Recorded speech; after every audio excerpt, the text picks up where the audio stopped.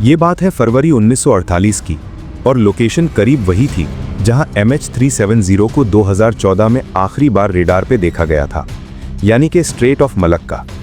ये जगह मलेशिया और इंडोनेशिया के दरमियान एक पतली सी समंदरी पट्टी है जहां से दुनिया के हजारों बहरी जहाज गुजरते हैं। उस दिन मौसम बिल्कुल साफ, समंदर खामोश और हवा आम दिनों की तरह बिल्कुल पुरसुकून थी। इसी रास्ते पर अमेरिकन और बरतानिया के कई बहरी जहाज सफर कर रहे थे। सब कुछ नॉर्मल चल रहा था, लेकिन अचानक वहां मौजूद कई शिप्स के रेडियो को एक अजीब सा सिग्नल मिलता है। मेज़ टीवी की वीडियोस में एक बार फिर से खुशामदीद। नाजरीन, ये मिलने वाला अजीब सिग्नल मोर्स कोड फॉर्मेट में था। मोर्स कोड कम्युनिकेशन का एक ओल्ड स्कूल तरीका जरूर है, लेकिन ये आवाज वाले मैसेजेस से कहीं ज्यादा रिलायबल होता था। नॉर्मली रेडियो पर अगर आवाज ट्रांसमिट की जाए तो वो डिपेंड करती है डिस्टेंस, एटमॉस्फेयर में मौजूद रुकावटें जैसा कि फॉग, डस्ट और ह्यूमिडिटी और लाइन ऑफ साइट पे। और जब रुकावटें होती हैं तो ऑडियो मैसेज पूरी तरह से रिसीवर तक नहीं पहुंच पाता। या तो वो फेड हो जाता है या रिसीवर एंड पर काफी डिस्टॉर्शन के साथ पहुंचता है। इसके बरक्स मोर्स कोड डॉट्स और डैशेस का एक कॉम्बिनेशन होता है जिसको रिसीवर एंड पे डिकोड करके इंग्लिश का पूरा सेंटेंस बनाया जा सकता है। इस मैसेज का सबसे बड़ा फायदा होता है कि इसको हजारों किलोमीटर दूर तक एटमॉस्फेयर की रुकावटों के बावजूद भी भेजा जा सकता है। उस दिन मलाका स्ट्रेट पे शिप्स को जो मोर्स कोड मिला था उसकी शुरुआत कुछ इस तरह की थी, 3 डॉट्स, 3 डैशेस और फिर दोबारा 3 डॉट्स, और यही पैटर्न 2 मर्तबा रिपीट हुआ और आगे डॉट्स और डैशेस का एक लंबा सिलसिला लिखा था। मोर्स कोड से इसको डिकोड किया जाए तो शुरुआती हिस्से का मतलब है SOS SOS। पूरे मैसेज की ट्रांसलेशन कुछ ऐसी बनती है, SOS SOS steamship SS Orang मैदान की तरफ से दरखास्त है कि शॉर्ट वेव वायरलेस वाले जहाज डॉक्टर से राब्ता करें फौरन। ये था रिसीव होने वाला पहला मैसेज।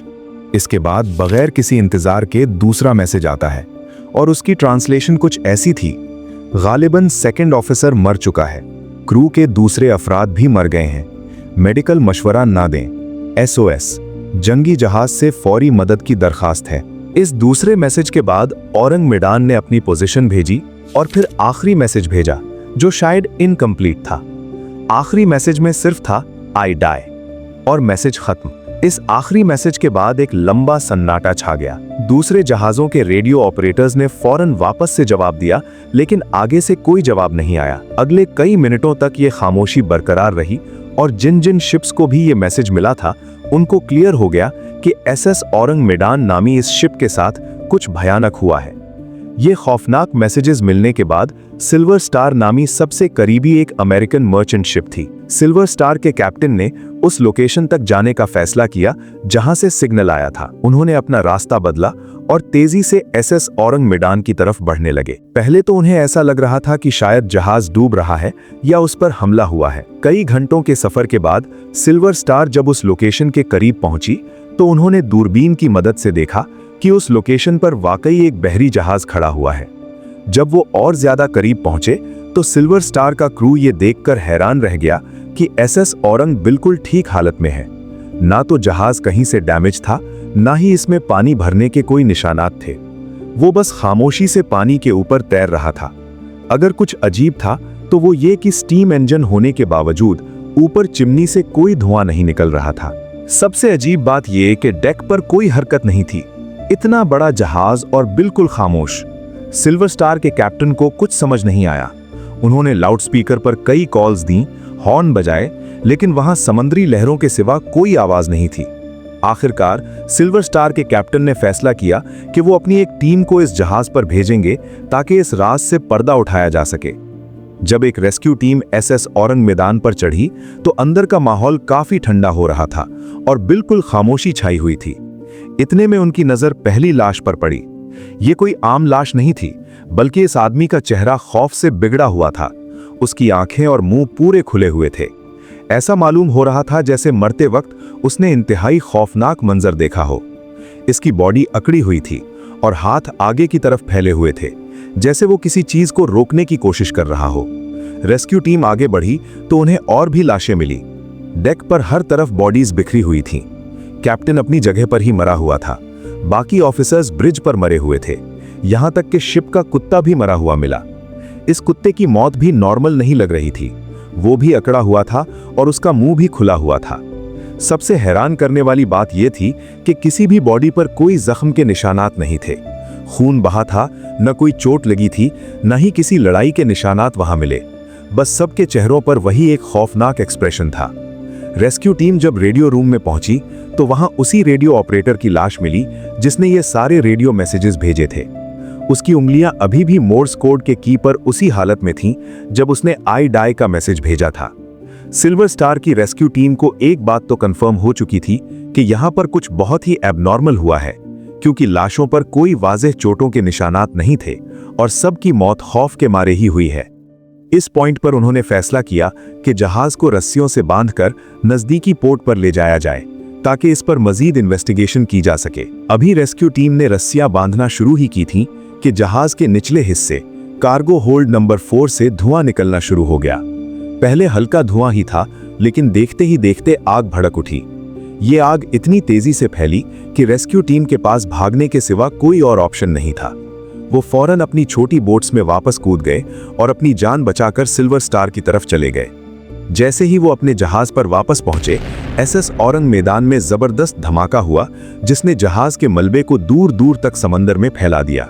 देखते ही देखते वो मिस्टीरियस जहाज अपने तमाम राजों और उन खौफनाक लाशों के साथ समंदर की गहराइयों में डूब गया। अब वहां कोई सबूत नहीं बचा था, सिर्फ गवाही थी सिल्वर स्टार के क्रू मेंबर्स की जिनके सामने ये सारा वाकया हुआ था। क्योंकि कोई सबूत ही मौजूद नहीं था, इसीलिए कई लोगों ने इसको मन घड़त कहानी कहा और कुछ लोग इस पर कॉन्स्पिरेसी थ्योरीज बनाने लगे। कुछ रिसर्चर्स का कहना था कि एसएस औरंग मैदान नाम का कोई जहाज ऑफिशियली रजिस्टर ही नहीं था। लॉयड्स शिपिंग रजिस्टर, जो दुनिया के तमाम जहाज़ों का रिकॉर्ड रखता है, इसमें इस जहाज़ का कोई नाम नहीं मिला। लेकिन दूसरी तरफ इस वाकये पर यकीन रखने वाले रिसर्चर्स मानते हैं कि ये वर्ल्ड वॉर 2 के फौरन बाद का दौर था। इस वक्त बहुत से बहरी जहाज फेक नामों से चलते थे या रजिस्टर्ड ही नहीं होते थे। हो सकता है एसएस औरंग मैदान भी उनमें से ही एक हो, या वो किसी इल्लीगल एक्टिविटी में मुलव्विस हो तभी उसको रजिस्टर नहीं करवाया गया था। कुछ अरसे बाद 1954 में डच न्यूज़पेपर्स में एक आर्टिकल छपता है जिसमें एसएस औरंग मैदान का ये सारा वाकया बयान किया गया। इसमें कुछ लोगों के इंटरव्यूज भी छपे जो इस मिस्टीरियस जहाज पर पहले काम कर चुके थे। उनमें कुछ क्रू मेंबर्स थे जिनका कहना था कि औरंग मैदान इल्लीगल गुड्स स्मगल करने के काम में आता था, इसीलिए शायद उसको रजिस्टर नहीं करवाया गया था। उनके बयानात से जब जहाज के मालिक को ट्रेस करने की कोशिश की गई तो सबूतों की कमी की वजह से मालिक का भी पता न लग सका। इस वाकये के कई सालों बाद मई 2003 में अमेरिकन इंटेलिजेंस एजेंसी CIA ने कुछ सीक्रेट फाइल्स को पब्लिक किया, जिसमें एक फाइल इसी मिस्टीरियस जहाज एसएस औरंग मैदान से रिलेटेड थी। ये एक लेटर था जो 29 मई 1958 वाले दिन CIA को लिखा गया था। इस लेटर में इस हादसे की तमाम डिटेल्स के साथ लिखने वाले ने मेंशन किया था कि मुझे यकीन है एसएस औरंग की ट्रेजेडी अगर सॉल्व हो गई तो यहाँ गायब होने वाले कई एयरप्लेन्स और बहरी जहाज़ों की मिस्ट्रीज का जवाब मिल जाएगा। इस लेटर पर CIA ने कोई इन्वेस्टिगेशन की या नहीं, पर इस लेटर को अगले 45 सालों तक सीक्रेट फाइल्स में रखा गया और फिर 2003 में डीक्लासिफाई किया गया। आज भी ये CIA की वेबसाइट पर मौजूद है। इस वक्त सबसे ज्यादा मानी जाने वाली और लॉजिकल थियरी ये थी कि एसएस औरंग मैदान पर कोई खतरनाक केमिकल लोडेड था। याद रहे कि इस वक्त वर्ल्ड वॉर 2 ताजी खत्म हुई थी। जापान और जर्मनी के पास बहुत से डेडली केमिकल्स हुआ करते थे। कहा जाता है कि ये जहाज इन डेडली केमिकल्स की स्मगलिंग कर रहा था, जैसा कि पोटेशियम साइनाइड या नाइट्रोग्लिसरीन। एक्सपर्ट्स के मुताबिक अगर समंदर का नमकीन पानी पोटेशियम साइनाइड के साथ मिल जाए तो इससे बेहद जहरीली गैस निकलेगी। ये इंसान की लंग्स में जाकर केमिकल रिएक्शन करती है और दम घुटने से फौरन मौत हो सकती है। इस थियरी से ये बात साबित होती है कि वहां से मिलने वाली बॉडीज पर कोई जख्म क्यों नहीं थे। नाइट्रोग्लिसरीन की बात की जाए तो वो एक एक्सप्लोजिव केमिकल है। अगर उसे सही से स्टोर ना किया जाए तो वो अपने आप भी फट सकता है। हो सकता है रेस्क्यू टीम ने जो आग देखी वो इसी केमिकल का नतीजा थी। एक और एंगल ये है कि शायद ये जहाज यूनिट 731 का सामान ले जा रहा था। यूनिट 731 जापानीज आर्मी का वो खौफनाक यूनिट था जो इंसानों पर बायोलॉजिकल एक्सपेरिमेंट्स करता था। जब अमेरिकन इंटरवेंशन के बाद जापान जंग हार गया तो अमेरिका ने उनके साइंटिस्ट्स को अपने पास शिफ्ट करना चाहा। हो सकता है कि ये जहाज वही सीक्रेट बायोलॉजिकल वेपन्स या केमिकल्स ले जा रहा हो और रास्ते में लीकेजेस की वजह से पूरा क्रू मारा गया। क्योंकि ये एक सीक्रेट मिशन था, तभी जहाज को कहीं रजिस्टर नहीं करवाया गया था। और जब CIA ने 45 सालों बाद वो लेटर डीक्लासिफाई किया तो इस थ्योरी पर लोगों का यकीन मजीद पुख्ता हो गया। एक और दिलचस्प पॉइंट यह है कि सिल्वर स्टार के क्रू ने बताया कि वहां का माहौल बहुत भारी था। कुत्ते का मरना और उसका अग्रेसिव पोस्चर में फ्रीज हो जाना जाहिर करता है कि शायद उसने वहां किसी खौफनाक चीज को देखा हो। यह पॉइंट इस हादसे का रुख सुपरनैचुरल मिस्ट्री की तरफ करता है। SS ओरिंग मेडान की हकीकत आज भी समंदर की गहराइयों में कहीं दफन है। हम सिर्फ अंदाजा लगा सकते हैं। अगर हम लॉजिकल होकर सोचें तो केमिकल लीक थ्योरी सबसे ज्यादा स्ट्रांग लगती है। जापानीज वॉर क्राइम्स के केमिकल्स, उनको स्मगल करना और सेफ्टी की कमी ने इन बेचारे सेलर्स की जान ले ली। ये वाकया दुनिया के उन चंद वाकयात में से एक है जो हमें याद दिलाता है कि समंदर अपने अंदर कितने राज छुपाए बैठा है। आज भी जब जहाज स्ट्रेट ऑफ मलाका से गुजरते हैं तो पुराने सेलर्स SS ओरिंग मेडान की कहानी याद करते हैं। ये कहानी हमें बताती है कि इंसान चाहे कितनी भी तरक्की कर ले, नेचर और किस्मत के आगे आज भी बेबस है। उम्मीद है आपको आज की वीडियो इंतहाई दिलचस्प लगी होगी। मजीद ऐसी वीडियोस के लिए हमारा चैनल जरूर सब्सक्राइब करें। मिलते हैं किसी और वीडियो में।